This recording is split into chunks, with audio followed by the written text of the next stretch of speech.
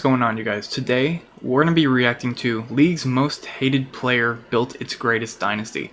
Now, I started League in Season 6, so I really know nothing about the early days of League, and I really enjoy some of these documentaries just to learn about it, and I honestly don't know who they're talking about, because when I think of most hated player, I just think of like some of the most toxic people. So we're going to have a little movie night tonight, and before we even start, I want to say, go and subscribe to GBay99, and it's really weird because at first I was like, okay, who is making these awesome videos, because I saw one of his other documentaries, and then I'm like, wait a minute, I've seen this guy. Like, I used to watch this guy's videos when I first started League, because I was like looking up, I don't know, probably like builds and stuff, or like how to get better, or I don't remember, but I remember seeing his videos. And then when I saw his old videos, I'm like, yeah, it's the same guy. So very cool. And I don't know, I'm not subscribed, but we're going to subscribe right now. And let's just jump right into it. I'm excited to see what happens. I don't know what player they're talking about either. Most hated player. The most prestigious event that World of every player Warcraft. aspires to win is BlizzCon. Year after year, across the globe, top-ranked arena players will duel each other in local qualifying tournaments with the hopes of winning the right to represent their home region in Anaheim, California. It's here at the local convention center that the BlizzCon World Championships are held. Look at this Google Earth style bracket where teams do battle trying to snag the first place trophy. For the 2009 competitive season in Europe, there were two teams that were all but guaranteed qualification for that year's BlizzCon, as they were simply Dang, look at this quality when it came to their talent. Team Woe, who ran a composition made up of a warrior, warlock, and druid, and Team Existence, who played paladin, priest, and warrior. These two teams absolutely demolished the European qualifier. They would face off against each other in the very first round, where Woe won 3 games. I wonder what Team Reckful was on, the losers bracket, or whenever that was, because he actually played that. Only dropping a single match between the two of them until they met up in grand finals. It was here that Existence would just narrowly take the victory over Woe 3-2, although that wasn't a super big deal since just by making the finals, both of these teams had qualified for BlizzCon. The two of them were headed off to the United States where— Wait, is this Reckful's? I swear Reckful was playing this. They would manage to make it far. Maybe I'm wrong. I can't remember his team. I don't remember his team name. Nice little payday, but Woe, on the other hand, wasn't as fortunate. In their very first round, Woe lost to a team named SK Gaming in a close 3-2 set. This knocked them into the losers bracket, where they would eventually lose to their fellow Europeans 3-0 and were eliminated from the event. It was undoubtedly a disappointment, as they would be headed home empty-handed, but for one of their players, this was the start of something. As sad as the early exit must have been, Woe's warrior player was captivated by the lights, the crowd. He loved the experience of this massive esports event and wanted to chase the rush that he got from competing in front of thousands. He wanted to build a legacy filled with riches and glory, and suddenly had a desire to make something of his name. And as luck would have it, this ended up being the start of one of the craziest, most up-and-down careers the world of esports would ever see. So that's kind of interesting because early on, Skara, you probably know who Skara is. I don't know who this guy is. Okay, now I know Ocelot. But Skara, he came from World of Warcraft as well, and he was like in the top 5 League players for the first couple seasons. League of Legends who have done more to shape the competitive landscape than SK Gaming and Fnatic. As early as the 2010s, these organizations were rostering pro league teams to compete in some of the earliest known LoL tournaments. Modern fans know that Fnatic is the more successful team between the two nowadays, but I would say SK was way more important historically. In League's earliest era, SK Gaming signed a team to attend and compete in the— Wait, what the heck would they— Wait, look at the game. Wait. Dude, it looks like he's playing Dota 1. It's hard to see, but it looks so— it looks way— it looks like Han. The one time I played, it looks exactly like that. Was fairly unremarkable, as all of these players would be out of competitive LoL in just a couple of years, but they would still make the grand final and just narrowly lose to the North American team CLG. This near victory ignited a passion in the SK organization, and it caused them to make some pretty drastic moves to try and become better. Firstly, they would sign an entirely new sister team named OSK Gaming, which we'll talk about in a moment, but possibly more importantly, SK would also expand their main roster, signing 6 additional players to the team: Aranea and Rated, Rashasi, Wicked, Althor— Whoa, look how the game used to look. Wait, hold on, look at that. Their main roster— dude, look, the whole— oh wait, this is actually like a replay. You can see next to my face. But look, it takes like the whole screen, the bottom part. Looks kind of cool.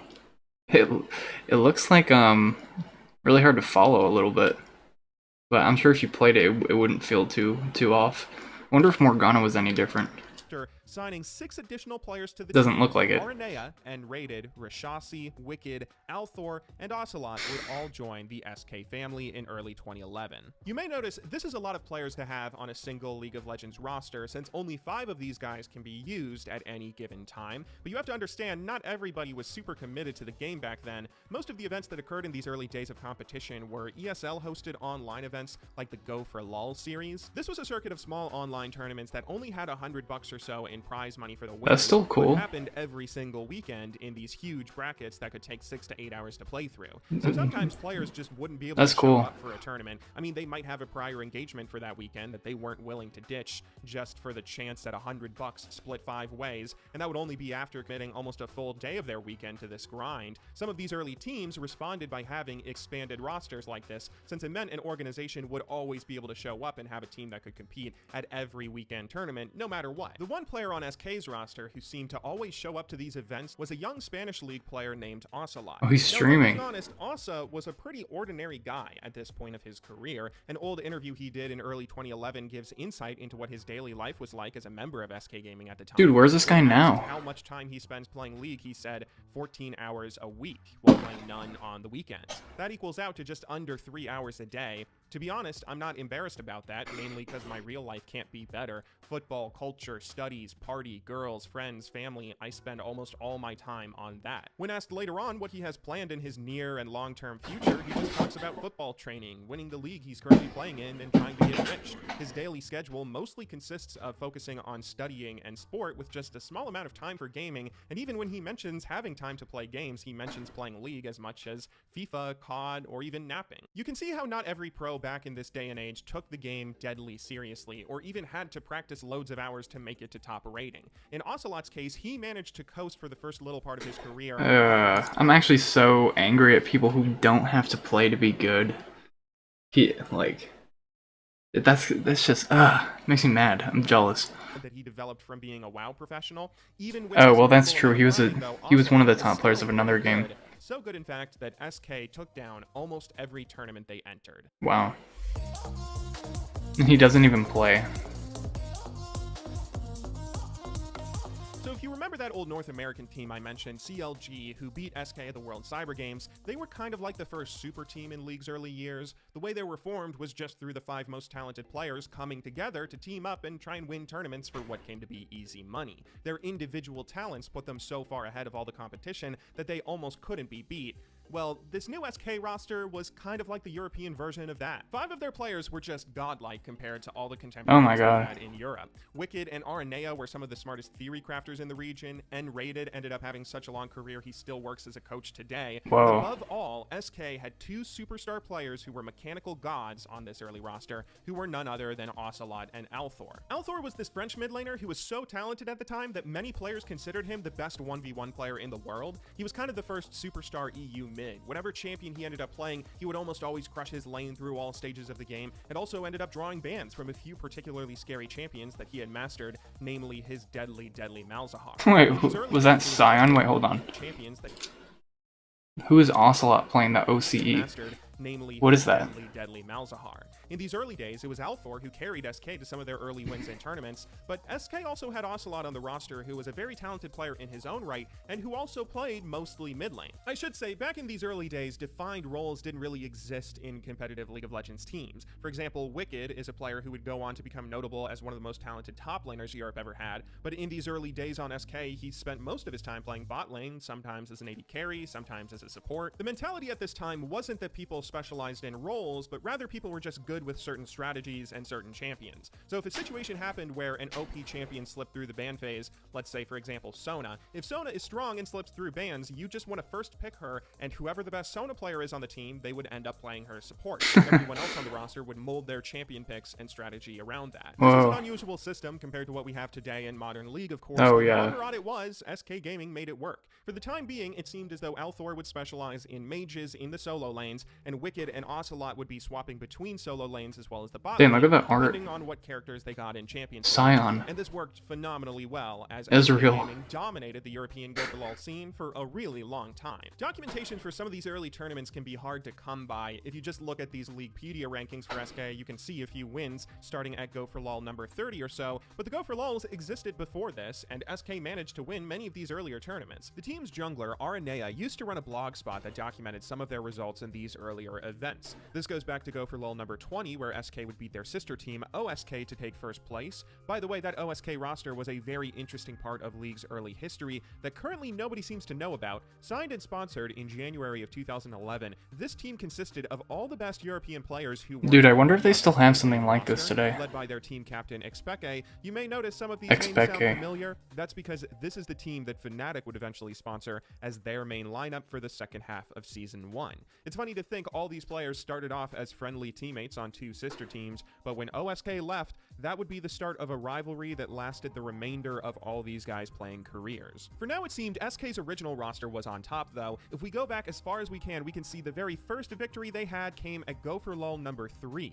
SK's old ESL profile page documents some of their following victories and accomplishments. The team would win maybe 2/3 of all the events that occurred throughout the European competitive circuit. Not only did they regularly dominate the weekly Go for LoLs, but they also took— This seems so fun. all the bigger events that happened. I think it's a like free the entry. ESL You just Major play, Season and if you win, you get Back during $100. early Season 1, the only way to watch these games unfold live was if one of the players on these teams decided to stream them. There was no official tournament coverage and no spectator mode in game yet, so it was up to the players on these teams to live stream their own gameplay with voice comms and everything if they wanted to build a fan base. This was a bit of a risky thing since other teams could listen in on their strategy and whatnot, but SK Gaming decided that it was worth the risk. Ocelot, Aranea, and Wicked would mainly be the ones streaming some of SK's early games, which gave them all a level of popularity within the community. I mean, when you went on the main League of Legends streaming website, which was owned TV at the time, and you saw a pro player streaming a tournament, naturally you would want to tune in and see how things played out. This was coupled with the fact that back then there weren't many people who tried streaming at all. Live streaming That's true. was a hard thing to do. It required an impressive PC, but it also required software like XSplit, which you needed to pay a monthly subscription to use. Oh, shoot. Only a few people were willing to put up the time and investment back then. Reginald. Streaming sites were pretty barren when Ocelot, Wicked, and Aranea started streaming some of SK's games. It wasn't long before they had lots of— 6,000 Wait, Dyrus has just been chilling for his whole life. Wait, viewers. Aranea started streaming some of SK's Wait, games. go back. It wasn't long. 6,297. I mean, he was one of the top league players back then. If you look at the old ranked archives, but still, oh my god, dude, he's been famous for his whole life. Can you just imagine any of these numbers? I just can't. Before they had Holy. lots of viewers watching. For some reason, Ocelot was really able to grow his stream much faster than his teammates were. He quickly got a loyal and dedicated fan base who would tune in to almost every broadcast. As early as mid-2011, Osa would draw 2,000 to 3,000 viewers on a daily basis. That's crazy. He knew how to capitalize on this newfound popularity. Before long, he started his own brand, Ocelot World, selling merchandise, streaming on his own website, and building a community that would grow very rapidly. A lot of his success came from the fact that Ocelot stood out as someone who was unique in the world of League of Legends. Like, for example, I'm sure you're aware of the stereotype of the average gamer. Somebody who's just locked away in their mother's basement, who's socially awkward, doesn't use deodorant, and stays inside all day. What made Ocelot special was he was kind of the opposite of all of that. I mean, he was handsome, he was athletic, he loved to go out and party, and didn't have a personality that was just defined by the video games he played. This was really what distinguished him as a streamer and as a person, which helped to grow his brand quite a bit. He's wearing those he would be making up gunners. $10,000 a month just from his stream ad revenue alone. Oh my man, this guy is living the life. Who followed his performances on SK, but who also liked to follow his life as a person, and it was around this point that Ocelot decided to take streaming and League of Legends a little more seriously. 3 hours a day likely wasn't enough, so he started practicing more and putting all of his effort and passion into League. Throughout the year of 2011, SK Gaming were on the rise, and it couldn't have come at a better time. The developers of League, Riot Games, had just announced the biggest tournament LoL had ever seen. That event was the Season 1 World Championship, which would include a prize pool of $100,000 hosted at DreamHack Summer, with teams from all over the world attending. It was a gigantic, unprecedented announcement that got everyone insanely hyped. To qualify for attendance, the top teams from each region would have to play through a double elimination bracket, where they were seeded based on their previous tournament results I just watched a SK video on Gaming them. successes were given the #1 seed in the European qualifier. When match day came, they would kick off the event pretty strong, steamrolling over their first Look at this opponent, resolution. but then things started to go awry. SK had a Can't see problem they were anything. ignoring up until this point. They still had 3 solo lane specialists on their main roster. Althor, Wicked, and Ocelot were all best when playing either mages or bruiser champions who almost exclusively went down mid and top lane. This meant that every match SK played, one of these players would have to play an off role, which most often meant that either Wicked or Ocelot would be playing AD carry or support in bot lane. These were still talented players who played these roles pretty well, but every once in a while they would slip up. This next series in bracket would be one of those disappointing slip-ups as SK Gaming lost 2-1 against a really odd and unknown German team who went by the name Gamed. This sent SK into the losers bracket where they continued onwards, winning all their games until, what do you know, they ran up against their old friends Fnatic. At this point, only 4 teams remained in the qualifier and the top 3 made it to Worlds. That meant whoever lost this set would just barely miss out on going to the biggest tournament League had ever seen. Oh my Winners, god. on the other hand, would automatically qualify for it. Well, it turned out that SK's old sister team would be the victors here, who didn't just make it to Worlds, but would win the entire event. Fnatic going to win the season. Dang. They can hold on. This Nexus will go down. Congratulations to Fnatic winning the season 1.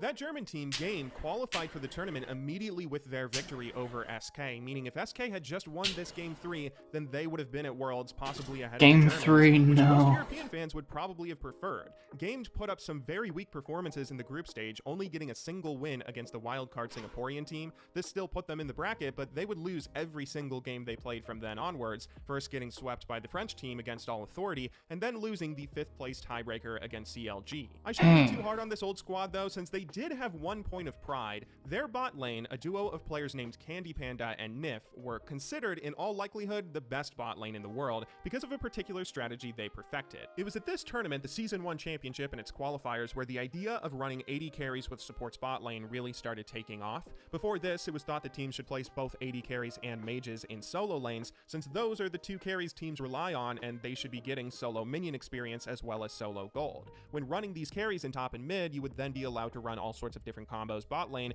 like 2 supports or a roaming support and bruiser. North America in particular ran all sorts of different combinations depending on what composition they got in champion select as well as a number of other factors, but Europe committed entirely to the idea of 80 carries and supports very early on. It seemed as though no Europeans though were better at this strategy than Candy Panda and Nif. These 2 players had more skill when duoed together than they ever had as individuals apart. They followed each other from team to team in the early parts of their careers as this dominant bot lane, and it turned out their talent was mostly what allowed their team to beat SK Gaming in these qualifiers. It was the best bot lane duo in the world up against Wait, Katarina? So shortly after the Season 1 Championship ended, SK Gaming would restructure their roster What a the bit, heck? signing Candy Panda and Nif to be their new bot laners. They would also shuffle around the rest of their roster, bringing in new junglers, first Belgian player Wet Dream, and then eventually the Scott Snoopé, but they still had to commit to their solo laners. Wicked, Ocelot, and Althor couldn't all be starters at the same time, and the organization had to make a decision. Most viewers and fans from across the world expected them to commit to Wicked and Althor. If you look at the solo queue ratings of all these players at the time, Wicked was ranked 41st on the European ladder, and Althor was ranked 6th. Both of these ratings wow. were significantly higher than Ocelot, who was ranked outside the top 100. So naturally, everyone was shocked when it was Althor, SK's best player, who was phased out of the team in favor of Ocelot and Wicked, who would go on to be their starters. We can only speculate on the reasoning behind this decision. Maybe Ocelot got preferential treatment for his massive fan base and stream that he'd been growing over the years, but maybe Althor simply wasn't committed to the competitive League of Legends scene, or at least not as much as his fellow teammates were. Either way though, it was the number 6 player in Europe who would leave the team and eventually move on from League of Legends entirely, but as crazy as this Wait, decision what? seemed, it worked out incredibly well for them. SK would go on to win a ludicrous number of Wait a minute. How are you about to quit a game when you're number 6 in the world? Or on 6 in Europe? What does he do now? Oh my god. Hold up.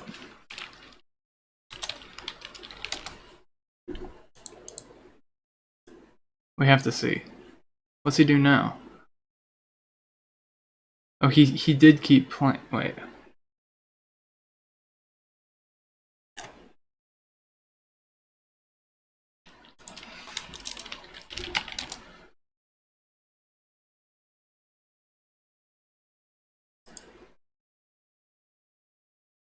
What? Wait, how do you just quit?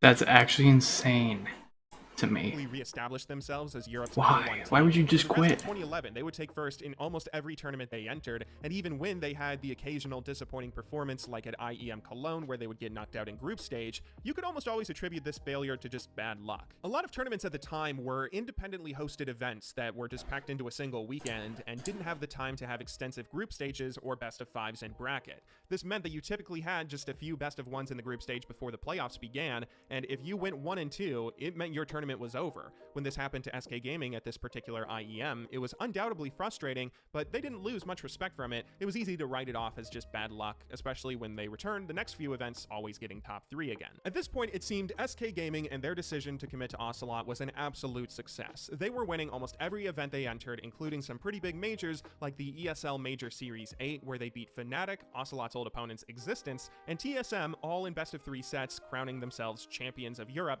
and quite possibly the world. All of the success would start to find its way back to Ocelot, who turned into a bit of a celebrity within the league scene. One of the interesting things about Osa is he's a really emotionally invested guy in everything he does, so when he's playing on stage, you would hear him shouting at opponents in the middle of a match or see him pop off after they won a game. He was a player who rode his emotions of hype and excitement to fuel his performance in a way that not many other players did, and that sort of ended up making him the face of SK Gaming. This then extended to his stream, which grew immensely during this period of time. Before long, people were putting together highlights of his funniest moments into YouTube clips, just 30-second long videos that they would share online with the community because they enjoyed his stream so much. For the time being, Wow. it seemed as though SK and Ocelot were both on top of the world, and they wanted to ride this wave of success into 2012. Nothing lasts forever, though, in the world of sports, and eventually SK's dominant run would come to an end as they started appearing mortal again, losing a few tournaments here and there. It was around this time that the organization would also lose out on some of their roster. At first, it was only their jungler Wet Dream who would leave to go and start his own team, Absolute Legends, but then Wicked and What? CFA both agreed to leave and join AL as well, although they Whoa. would eventually change their sponsorship, becoming CLG EU. All of this roster shuffling occurred right before SK had their dip in performance, meaning that players were leaving even though the team was doing incredibly well, which this caused some questions from fans and viewers out there. Why were these top players leaving such a successful team? SK would manage to fill these gaps in their roster, first getting Kevin for the top lane and then Sleazy Weezy and Dedreon in the jungle. These new I don't know any of seemed them. like notable downgrades compared to what SK had before, but even so, they would still manage to crack top 3 in a few events with their new lineup. Most of their success, though, came at smaller tournaments, and a few of the more important events like the IPL 4 qualifiers or the MLG Spring Championship ended up having pretty disastrous results. Soon, it felt like SK was changing their roster every week as they struggled Oh my to God. capture their former success. They would temporarily Wait, sign a few Reckless. new Wait, did you players just see like that? Reckless, Reckless? Garen, and Oh, Youngbuck, never mind, who they would just all said play it. with SK for a few different tournaments during this stretch of time, but who the organization wouldn't commit to signing any of them to long-term deals, even though these were all incredibly talented players. Throughout this whole period of turnover, Ocelot had remained as SK's mid laner and star face of the franchise, which started to rub some people the wrong way. Outsiders thought that he had all the power and was getting preferential treatment from the organization for his big personal streaming fan base, so they started to blame him for the team's failings. Wait, look at that feeder. Wait, what was that? What is Gragas doing? Fan base, so What? I can only think that he thought Cassidon would go over the wall. Why did he just come back like that? they started to blame Look at him these for the team's feeders. failings. Things reached a breaking point when Youngbuck, a Dutch top laner who SK tried out, was kicked from the team after just 1 month of play. It was here the community really turned, saying, keep changing the roster, Ocelot, it's not going to help you win. It's worth mentioning this kind of issue wasn't exclusive to SK Gaming. Pro teams back in the day were just not robust or professional. This was a world where a quote-unquote esports organization might just refer to 5 players who were playing under a team name. There were no coaches or analysts or outside voices to help make decisions like this. The responsibility for the roster and strategy decisions would fall squarely on whoever wanted to take responsibility and have the final say. Ocelot was the one who stepped forward for SK Gaming and had previously received glory for when they succeeded, but it was now facing the wrath of the community as things were going wrong. Eventually, SK would form a lineup that they'd commit to for the rest of Season 2. They would run Kevin in the top lane, bringing back Aranea in the jungle. Nif would stay at support as Ocelot would remain mid lane, and a new AD carry would join the team named Yellowstar. They didn't have too much success with this roster Really? at first, but it seemed like they wanted to commit to a lineup since the qualifiers for the Season 2 World Championship were right around the corner. After the disappointment of the previous year, SK Gaming didn't want to miss out on Worlds again. Europe Season 2 regional qualifiers would be held at Gamescom in August of 2012. SK had managed to qualify for the event with some of their second, third, and fourth place finishes that they achieved in a few of the major tournaments the previous year, but it was clear that the old guard had fallen. Established organizations like SK Gaming and Fnatic were being completely outclassed by the new League of Legends specialized teams like Moscow 5 and CLG EU, both of which were not just favorites to win these qualifiers, but potential favorites to win the World Championship. This regional was a really important event though, as the top 3 teams here wouldn't just be going to Worlds, they would also win automatic qualification to the European League Championship Series, otherwise known as EU LCS. This was a new official year-long pro league that would be starting in 2013. It aimed to serve as a structured top level for competition between all the best teams of the region, so getting top 3 at an event had never been more important. In SK Gaming's first series, they'd play up against a Polish team sponsored by Acer, who they beat with relative ease 2-0, making it to round 2. It was here that 4 teams now remained, and winning this next series would guarantee automatic qualification for the upcoming EU LCS as well as Worlds. However, SK would have to face off against CLG EU. This was an incredibly daunting team to go up against, piloted by former SK Gaming members Wicked and Snoopy. CLG EU had recently returned from Korea, where they were competing in the summer season of the Korean League. They would manage to make it all the way to that OGN finals, which at the time was possibly the most impressive accomplishment that any Western team had ever achieved. There was no way SK Gaming could possibly beat these guys, right? Ooh. Now is that the crowd went crazy. These guys hear it, they love it, they absolutely go wild for it. So you know what? Oh my gosh, Ara, he's trying to go for a... He gets it! He stole away! Whoa. Oh my god! Can he tank this? He's got that shield, and the teleport coming in from Kevin. Ara, still alive, Snoopy. Wait a minute. So Alistar took Smite? What is going on? Wait, Alistar is the jungler?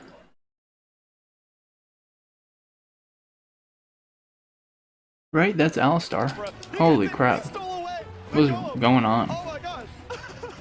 Can he tank this? He's got that shield, and the teleport coming in from Kevin. Ara, still alive, Snoopy taking the damage. Somebody he'll pop by Wicked, still taking more pain. First blood goes over to Ocelot. Wicked dashing away, and he will. Looks like He's going to get away from this one, but he just about shipped away. The Guardian Angels is going to go off on him, which he picked up, something we've seen so often used, but the Guardian Angels being procced is a great use. Kevin's going to go across the frog, and Alistar ulti, would you believe it? Clips his backside. Ulti's going to go back in. Snoopy's going to get dropped. It is a double kill for Kevin. Kevin continues to follow it through. The inhibitor is also going to go down. There's a super minion wave coming in the top, but SK Gaming might drive this into victory. They're going to take a Nexus turret down. Almost certainly going to get one. Can they get a second? Yes, they will. And SK Gaming are going to take game 1 against CLG EU. He's going to catch across straight towards the backside of Yellowstar. He's not too worried about being focused on here. Instead, CLG going to turn it around. And that's going to be a great Ocelot ulti to pull the whole of CLG around. Wicked does take down Aranea though. Wicked coming back around the backside. Still hasn't had that GA popped. CLG surely going to turn this into a multiple kill. They do manage to headbutt on towards Yellowstar, just about avoiding. But CLG is going down left. Ocelot has got a triple kill. Old Nunu is good. Beautiful turnaround by Yellowstar continuing the damage. The gangplank ulti comes down. The Nunu ulti is going to come out, but Nip is going to get popped. But Ocelot is there again. He manages to pull the ulti back in. They have still not taken this Baron down. Yellow Pete has been dropped as well. Look at the Baron. Again.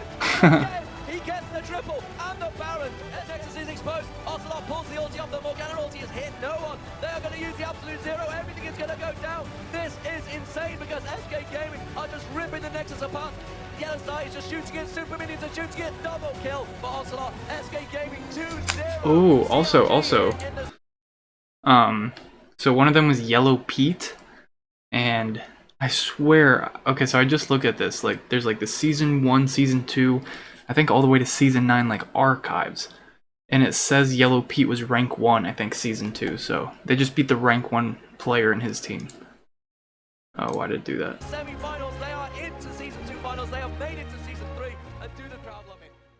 SK had just pulled off an incredible upset, and Ocelot was riding high. His reaction here really goes to show what it was that so many people loved about him. He cared about this team, about their results. This wasn't a business to him, as many assumed. It was something that he invested all of himself into, and as the leader of SK, sure, he maybe made some mistakes sometimes, but who hasn't? He clearly loved League of Legends and just wanted to lead his team to success, which for the time being, it seems as though he did exactly that. SK Gaming would end up losing the grand finals to Moscow 5, but it didn't matter matter at that point. They were off to the World Championships in Los Angeles, as well as the LCS next season. With everything in life going right for Ocelot, what could possibly go wrong?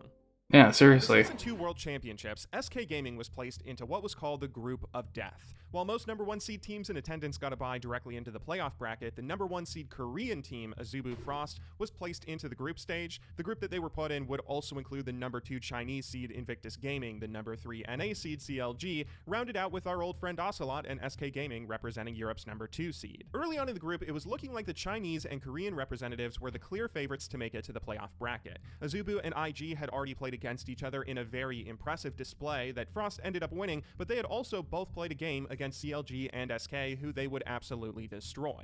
The next matchup was CLG versus SK, who would now have to play against each other for their tournament lives. Both teams were unlikely to make it out of the group stage at this point with their initial losses, but whoever lost this match would be eliminated with no mathematical way of making it into bracket. This made it a pretty intense affair, as there was also a lot of pride on the line here, since this was two of the top teams from North America and Europe who had a heated rivalry going on at this point, so bragging rights were on the line, and the whole world was watching.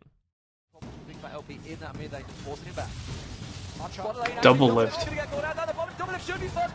Yellowstar will pick it up. And he's going to go down. Also now pulled out, keeping himself really distant there. Yellowstar should be able to get away from this one. You can see with the red ball. Can he catch him? No, he did. He got the double kill. Well, he died though. Is he going to go aggressive? He does catch double lift out there. Gets Arcane Shift on him. Doesn't quite manage to slow him enough. He's going to go for the aggression, but the ultimate Graves bot lane. Now he can catch him out. Yellowstar's there. Here comes Hotshot GG coming from behind. Can he catch on towards Yellowstar? Diff trying to do a fantastic job. The General's been coming in. You can see Voivod joining in. Smash him with the rupture. Yellowstar is still just hanging on in there. Oh, he almost lived. Big Fat LP picks up first blood. Now Diff may well go down. Big Fat LP trying to get there. A double kill on Big Fat LP. The knocks off with no good things on his round. Oriana catches on there. The ball defending on Voivod. Aranea may well go down here. He's going to defend the Oracle. The Oracle is burnt. Double L picks up the shot. He's going to go down, but it's totally worth it. A 3-0 start. Wow, this is a 2-man battle. 3-man chemistry. No ward in there. Lots of members of Dang, that Baron is tanky. This is going to be really close. This is going to be close. They put the ward down. They immediately see it. They've got vision on it, but surely the Baron will get booked up. Yes, it will. And SK pick up and taking 2 of the major damage dealers out there. Voivod doing his best he can. With Hotshot to stop this going down. SK Gaming may have it in them to just continue pushing through. We've got a 36-second cooldown on Big Fat LP. Double Lift is now back off. No, he's still in there. He's still on that turn. He's trying to take the base continue. He's trying to take the next. Wait, it's a base race right now? He does manage to get one next to turret. Meanwhile, SK Gaming are taking the next turret off their own. This is expected to become a base race. Wait, double lift is base racing. Just about to spawn. They're going to continue on the pressure. The Nexus turret did not go down. They have to leave? So CLG picking up a base turret on that one. Now we see Voivod teleporting. They go into the base. CLG are pushing in there. Voivod got the final Nexus turret. They're going to try and catch up on Aranea. Have they got the damage? The second teleport comes in. No. The Nexus is exposed and someone is going to take the Nexus down. No, Kevin gets it. Oh, Voiboy? Voiboy? And it's won it. I do not believe the game. What an absolute epic finish to a fantastically slow game. Things had quickly turned into a nightmare for Ocelot and SK, as they had just been eliminated from Worlds in the most humiliating fashion, losing a match that they, by all means, could have won to a cheesy triple teleport backdoor play pulled off by... Wanna know something crazy? There's only 6 kills on each team.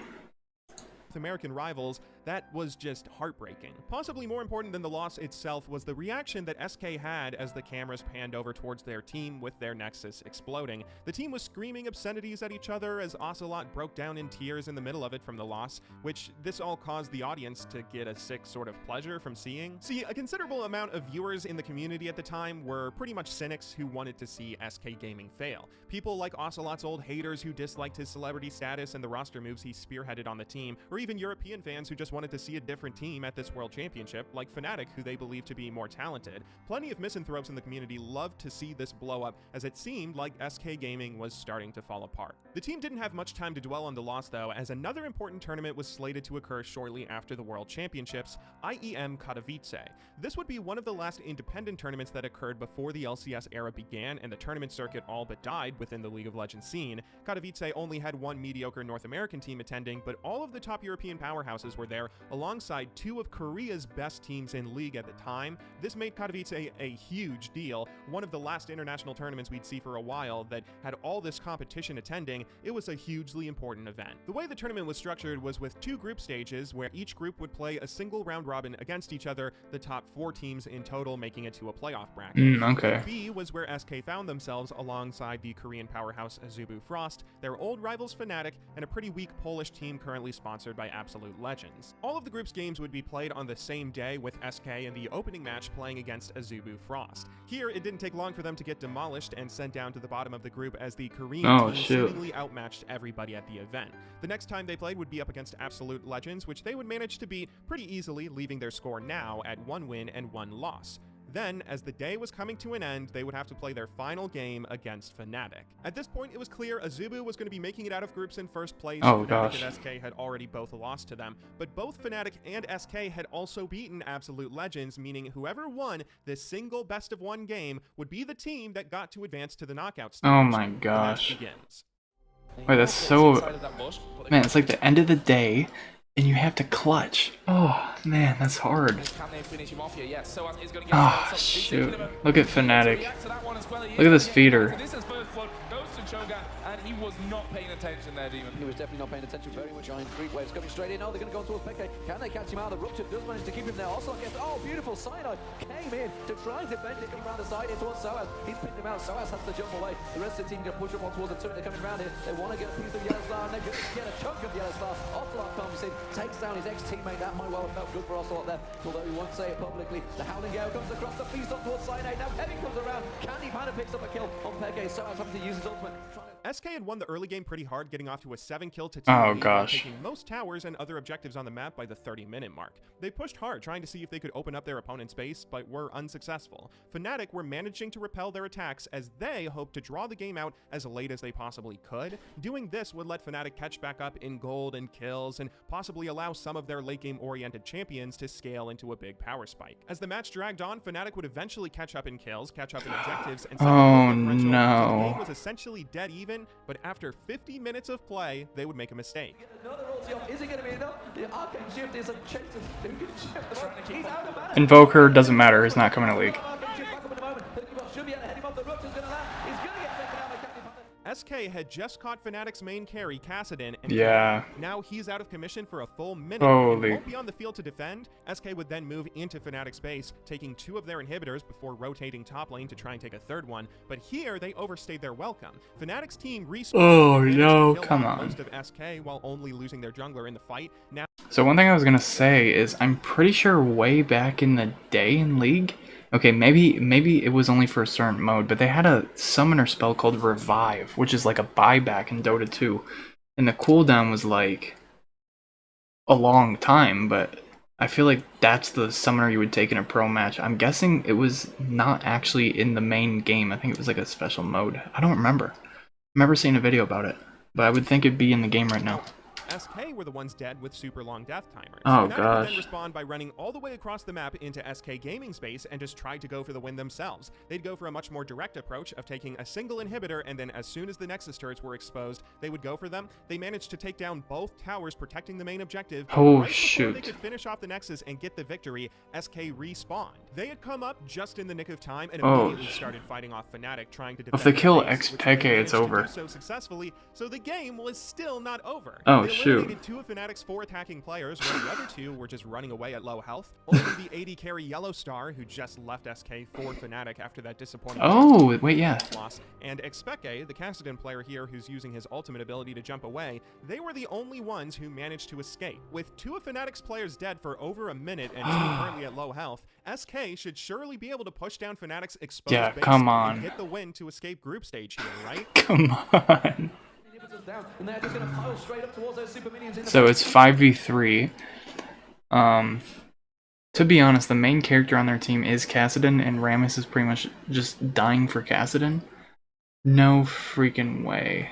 No freaking way. Hold up. Just go back. I can't handle this. Kassadin just TP'd into their freaking base. Holy crap.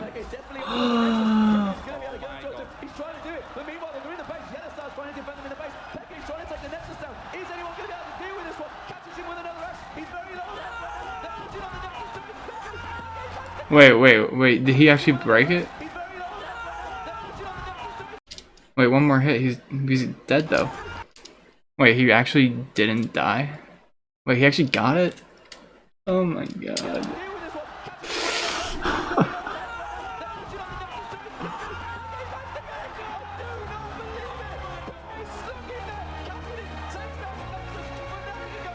What? For the second time in 2 major tournaments back-to-back, SK Gaming were eliminated off of teleport backdoor plays that just barely gave them their losses. Both times, Ocelot was visibly heartbroken to the dismay of his fans and the joy of his haters. Many people in the community considered this a death sentence for his career, as they took these losses to believe that he had become a washed-up player that just couldn't compete with modern League of Legends gameplay anymore. But that wasn't entirely true. Modern Just after this League. event, 2 separate North American organizations approached Ocelot about signing him as their starting mid laner for the upcoming NALCS season, which was something he strongly considered. At the time, there were 0 imports in North America, all players were natives of the region, and the mid lane talent pool of the region was incredibly weak. This made these offers very tempting for Ocelot. I mean, he would be getting a big payday to go and play against easier mid laners for big name rich organizations. Plus, I'm sure he'd love the stardom of becoming the very first European import to North America in League of Legends history. But at the end of the day, he chose against it. He wouldn't choose fame or glory or anything of that sort. Ocelot decided to remain as SK's mid laner, regardless of how the community was starting to perceive him in that role. He would just soldier on. Ocelot led SK into the very first EULCS season of 2013, and the year wouldn't be too rough for the team at first. They finished top 3 in the spring regular season, but failed to do much in the playoff bracket afterwards. The summer split, though, would be much worse for the team, as SK finished the year tied for 6th place, and then lost a tiebreaker, which sent them far enough down the standings that they would have to play through a relegation series to even stay in LCS. Oh They would my win the gosh. series, but at this point, Ocelot was simply burnt out. The new format of LCS with regular seasons and playoffs that followed them, that was a completely different world from the tournament circuits that older players were used to. Tournaments have all this intensity packed into a single weekend or just a few days, which lends itself well to players like Ocelot who can play off of emotions. Players who can get hyped for a big series. I never of matches understood and the have a 2 full explosive headsets moment at for these great gaming clutch events. performances, but a full professional league where you have to grind out matches every single week all year long, and that's just for the hope of even qualifying for a short playoff bracket afterwards, that's a much tougher life to live. This new world wasn't built for Ocelot. He thrived when he could ride his wave of hype to a tournament victory over the course of a few days, and then take a lot of time off to focus on streaming for a month or so, building his brand within the community. To have to grind week in and week out, that broke his spirit as a player. So although SK Gaming had assured him if he stuck with the team, even in retirement, he could get a high-ranking position at the company, Ocelot would make the very tough decision to leave. He vanished rather quickly, being replaced on SK's roster overnight, and eventually disappeared from the world of streaming. Nobody really knew what it was that he was up to or what plans he may have for the future, but they would find out soon enough. When I decided to leave SK, it was a hard decision because I had my life totally. I had, like, my future was linked to something, and I hate that. And I didn't need to work for it. I didn't need to do anything for it. Just being who I am, you know. I got the luck of having the biggest fan base right now all over the world, which is crazy, and I feel so grateful you cannot imagine. But that alone is already a good reason for any club to have me. And even if one day I suck, even if one day I will play so bad, my fame will speak for me, and I could be whatever I want. That's it. That's how it is. That's the truth. And it's not what I want. It's not what I wanted. And I pretty much wanted to create my own path, you know? After a few months out of the spotlight, this vlog was how Ocelot returned to League. It was here that he detailed his reasoning for disappearing from the scene for a little while, which it wasn't the community backlash or his play declining or anything like that. Rather, Ocelot just didn't have anything to accomplish. Sure, he could win LCS or even try and win Worlds as a player, but beyond that, his future was already planned out. He would play for SK as their starting mid laner for the rest of his playing career, and then when he retired, he'd just take a position at the company, starting off as director of player personnel and enjoying a steady income as he slowly worked his way up the corporate ladder. It was a safe and secure life, and one that he didn't have to work for anymore. He made it, but that wasn't what Ocelot wanted. I choose to start from zero was his mantra on this return. Ocelot wanted to give up everything he had at SK and start forcing himself to work towards building something new again. What that thing was, at the time being, was still a mystery, but this was an exciting moment in retrospect. Still, most of the community didn't really believe his story and just hit him with more criticism as they had been doing for the past year or so, but he put his money where his mouth was soon enough. In February of 2014, the announcement finally came. Ocelot was starting his own team named Gamers 2. This G2 wasn't in LCS, Whoa. wasn't even in the European Challenger circuit at the time, but who began to compete in some of the super small independent tournaments that still populated League's amateur scene. G2. Ocelot remained as the team's mid laner for the time being, but other than that, this team didn't have too much prestige, and it garnered a lot of criticism. For most of the League of Legends fan base, they had never seen Ocelot when he was his best as a player. Their recent experiences with him on SK was him almost getting knocked out of the LCS and those backdoor plays from not so long ago. To the community at large, this was a washed-up player who left an already established team to form a new one that was even worse than the team he left, and a lot of people wrote Gamers 2 off as dead on arrival. But Ocelot did everything in his power to put Gamers 2 into the spotlight. He'd make announcement videos, do interviews, and used his business-oriented mind to promote the Gamers 2 brand as much as possible. This reached significant heights when he made a house tour video showing the Gamers 2 house, which most people saw and were flat out dumbstruck. This was an amateur team, not a part of the LCS, but who seemingly had a bigger and better house than most LCS teams. Some people thought that was ridiculous, others thought it was pretty cool, but whether you loved it or hated it, this kind of promotion got you talking. Damn, look at those about Gamers PCs. 2. It Give me worked. one. As small of a team as they were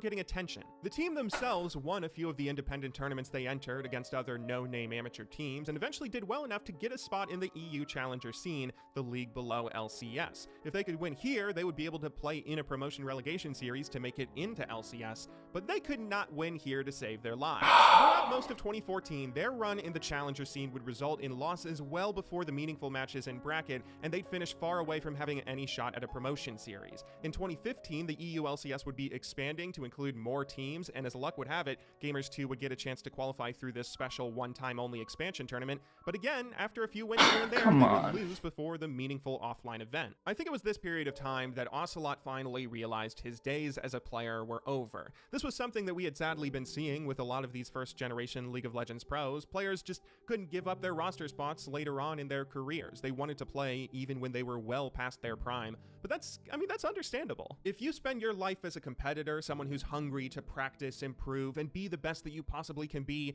then you aren't gonna go quietly into retirement. You aren't gonna give up the career you worked so hard on the instant your play begins to suffer. As sad as it was, some of these older legendary players would turn into a liability for their teams, playing professionally as long as they possibly could, but that's kind of what you would expect from competitors like them. I think for Ocelot, the spring expansion tournament was the straw that broke the camel's back and finally pushed him to a point where he would move on from his days as a player. After this disappointment for Gamers 2, Ocelot would decide to finally call it quits and retired to move into a managerial/ownership role within the team. For the next event in January of 2015, Gamers 2 would be rostering a new starting mid laner, a young Croatian player named Perks. There were still some issues with this team, as they wouldn't be able to win significant major events quite yet, but some of the players did start to show some promise. The team would fiddle around with their roster a bit more and eventually, finally, took first place in the EU Amateur League's 2015 summer split. This, coupled with a third-place playoff finish, would qualify Gamers 2 for their very first promotion relegation series, where they would play against an LCS team. Oh, look, now the In game best of looks 5 setting, normal. the winner would get to play in the EU LCS next split,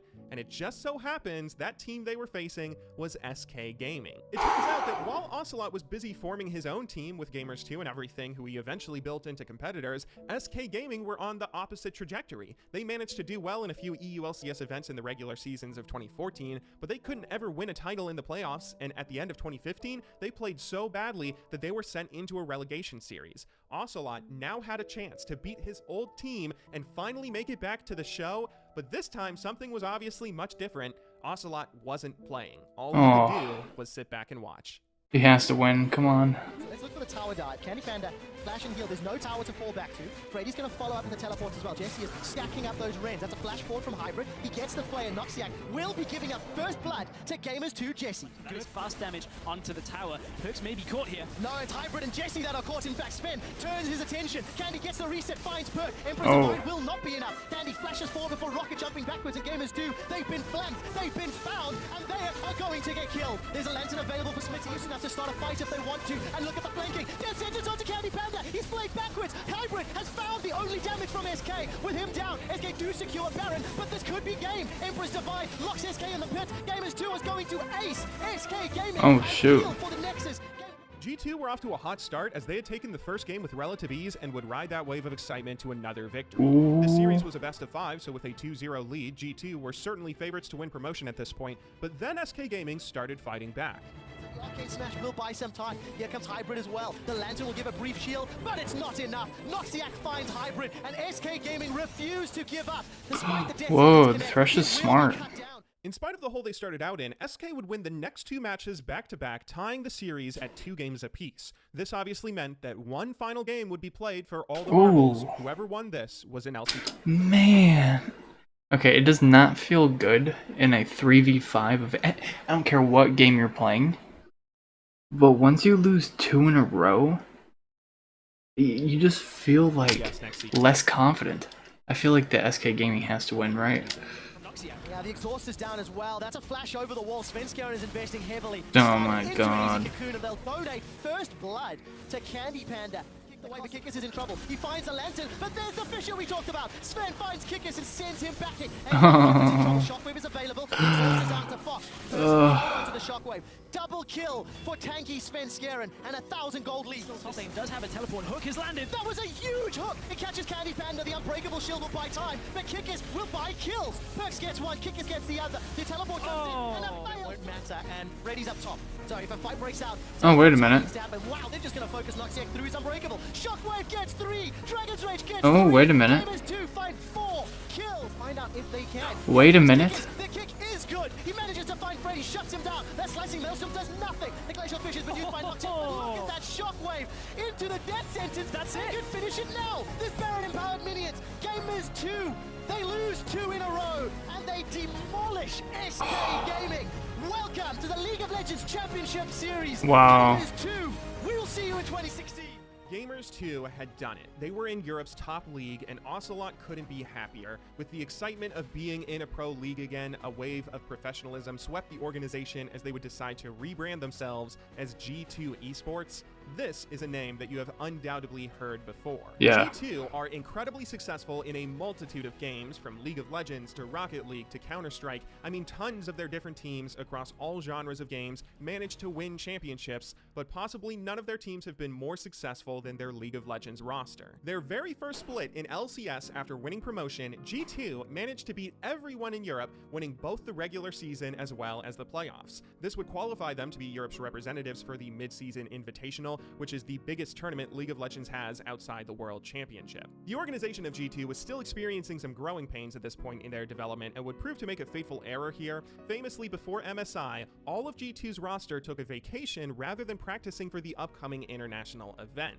After they performed poorly as one of the weakest teams at MSI, the community made fun of their vacation non-stop. All of Ocelot's old haters used this as justification that those good old orgs of Europe were still superior, but none of this stopped G2's success. They would go on to win the summer regular season and the playoff again, taking first place in every domestic competition they entered their very first year of existence in the EU LCS. I don't think this has ever happened before to a recently promoted team, and it will never happen again, as all of the modern leagues in League of Legends nowadays work in a franchised system, so this is a victory for G2 and G2 alone. Since then, things have only been more successful for this League of Legends team. Ocelot's still there. Handled the region of Europe these past 4 years. For the years of 2017 and 2018, G2 struggled a bit at some of the World Championships, but apart from that, they would finish top 2 in almost everything. They'd crush the European LCS every single split, taking second place at MSI 2017, which was a gigantic accomplishment. And when they didn't make the EU LCS finals for the first time ever in the 2018 summer split, they would come back to still qualify for Worlds, and it was at this World Championship that they put on an incredible performance, firstly making it out of the group stage, where their first round in bracket, they would have to face the Chinese team RNG. This team were the favorites to win the entire World Championship, but G2 at this point had turned into a team who would always put put up a fight at international events. G2 have just dismantled RNG, and they're going to make their way to the semi-finals! But wait, there's still more. We have to talk about the 2019 season G2 had just this past year. Before the season began, there was a pretty shocking announcement that came from the organization after that World Championship where G2 took a 3rd, 4th place finish as well as a prize pool of $500,000. Their longtime mid laner, Perks, who took over for Ocelot when he stepped down, was going to be moving from mid lane to AD carry.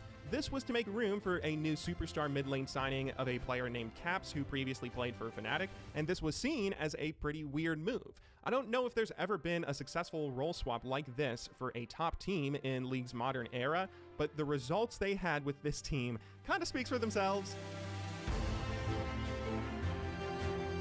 G2 won literally everything that year except for the World Championship, where they finished 2nd. Although this Worlds must have been disappointing, the record sheet here leaves almost nothing to even be accomplished. Their win at the 2019 MSI in particular is insanely impressive. Between the two major tournaments, MSI and Worlds, which are now the only international events that occur in a League of Legends season, this is the first time ever that a Western team has taken 1st place. The only sort of maybe exception to this is the Season 1 championship, which was sort of a mini Worlds. It was this tournament that all those years ago, Ocelot and SK Gaming failed to qualify for, and it ended up being won by Fnatic.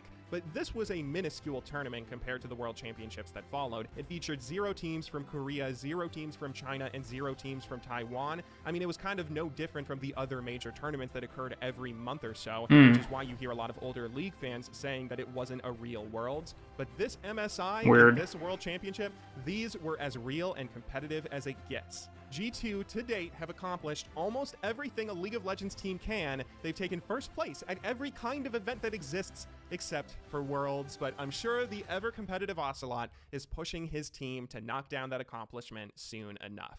You know, it's pretty often in the world of traditional sports that we see superstar athletes move into managerial or even team ownership roles after their long and illustrious careers are over. Whether it's Michael Jordan, who's the current owner of the Charlotte Hornets, or Derek Jeter and the Miami Marlins, it makes sense for superstar players like this to want to still be around and be a part of the games they dedicated so much of their lives to. But a lot of the time, owners like these suck. The Miami Marlins traded away a player who would go on to win the National League MVP for Shot in the Dark Prospects in the MLB. Right, this is just getting off topic now. Of trades and draft picks that have gone down as some of the worst in NBA history. It's as though because these players had such long and successful careers in the past, they assume that they're always the smartest person in the room when it comes to decision making. They just have egos that prevent them from admitting when they don't know something or admitting that they're wrong. But Ocelot has somehow managed to avoid these pitfalls. As a player, he had a bright and shining career that burned maybe a little too quickly, serving as a superstar in an era that most modern fans don't appreciate or who weren't around to experience,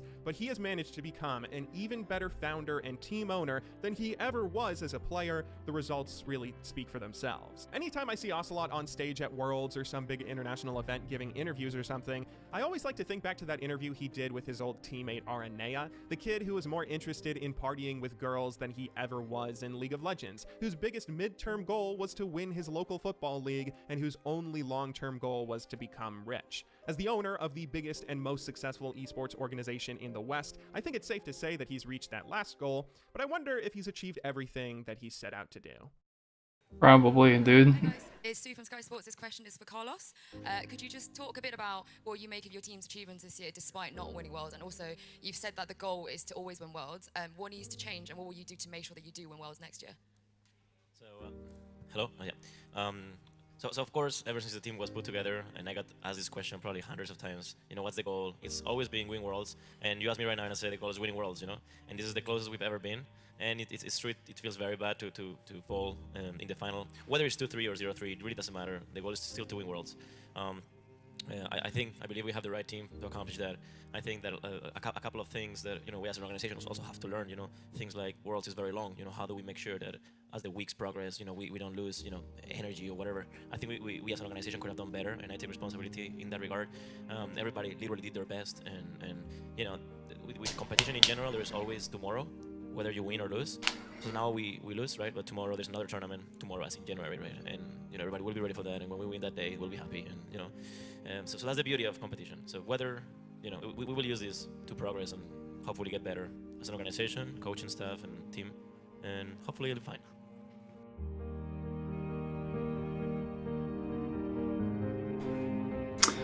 Whoa. Dude, I didn't know G2 was like the sickest league team of all time. Oh, man. Dude, Ocelot was doing what everyone wants to do before everyone was actually doing it. Making 10,000 a month. Live streaming. When there was not even like Twitch or anything like that. That's just insane, dude. He's the real OG and he's still around. I'm actually happy I watched this. This was pretty cool. And guys, if you haven't already subscribed to G-Bay, go ahead and do that. I mean, who has the time to edit a very well put together over an hour long video? I mean, come on.